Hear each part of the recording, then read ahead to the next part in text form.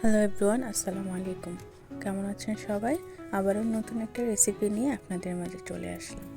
চলুন তাহলে মূল রান্না চলে যাওয়া যাক। প্রথমেই চিকেনটাকে লবণ, মরিচ, হলুদ দিয়ে মেখে নেব।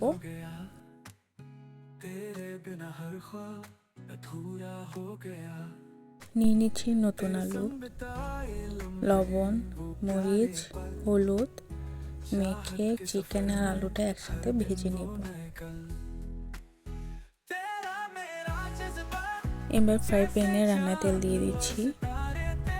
তেল গরম হয়ে আসছে, চিকেন আর আলু ভেজে নেব। খুব হালকা করে ভাজবো, বেশি ভাজার দরকার নেই।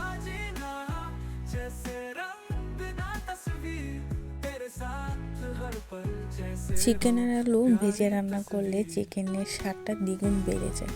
আমার কাছে খুব ভালো লাগে, আপনারা একবার ট্রাই করে দেখতে পারেন। খুব বেশি ভাজবো না, হালকা করে ভেজে নেব। চিকেন তো অনেকভাবে রান্না করে খাওয়া যায়, একবার এভাবে ভেজে রান্না করে দেখবেন, ভালো লাগবে। আমি একটা চিকেন পিস দেখিয়ে দিচ্ছি ঠিক কতটা ভেজে নিতে হবে, দেখেই বুঝতে পারছেন। ভাজা হয়ে গেল, এবার তেল থেকে উঠিয়ে রাখবো।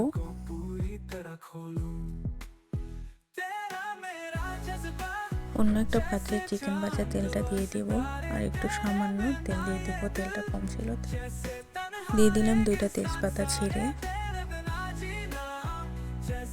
এবার বাটা মশলা, পেঁয়াজ বাটা, আদা বাটা, রসুন বাটা দিয়ে তেলের সাথে একটু কষিয়ে নেব।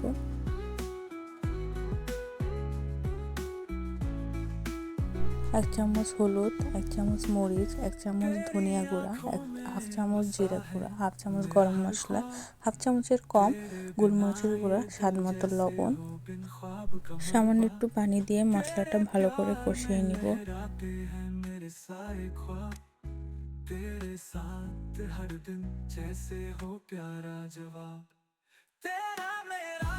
মশলাটি ভালো করে কষিয়ে নিতে হবে। কষানো যত ভালো হবে রান্নাটা তত মজা হবে। মশলা থেকে তেল ছেড়ে আসলেই বুঝে নেবেন মশলা খুব ভালো কষানো হয়েছে। দেখুন কি সুন্দর তেল ভেসে উঠলো। এ পর্যায়ে ভেজে রাখা চিকেন আলু দিয়ে দেব।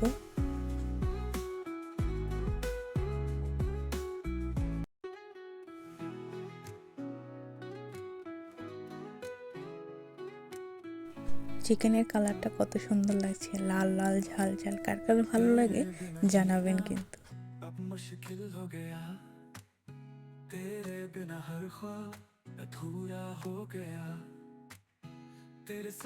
কষানো হয়ে গেলে পরিমাণ মতো পানি দিয়ে রান্নাটা করে নেব।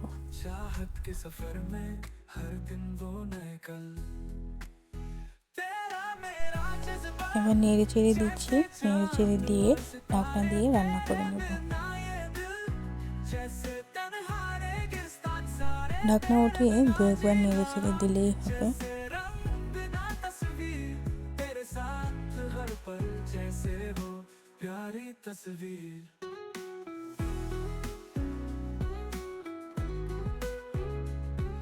চিকেন কষা রেডি। এভাবে ফ্যামিলির সবাইকে রান্না করে খাওয়াবেন, দেখবেন প্রশংসা পাবেন অনেক। আমার মতো আমি যেমন অনেক প্রশংসা পেয়েছি এই রান্নাটায়। Thanks for watching. রেসিপিটা কেমন লাগলো জানাতে ভুলবেন না।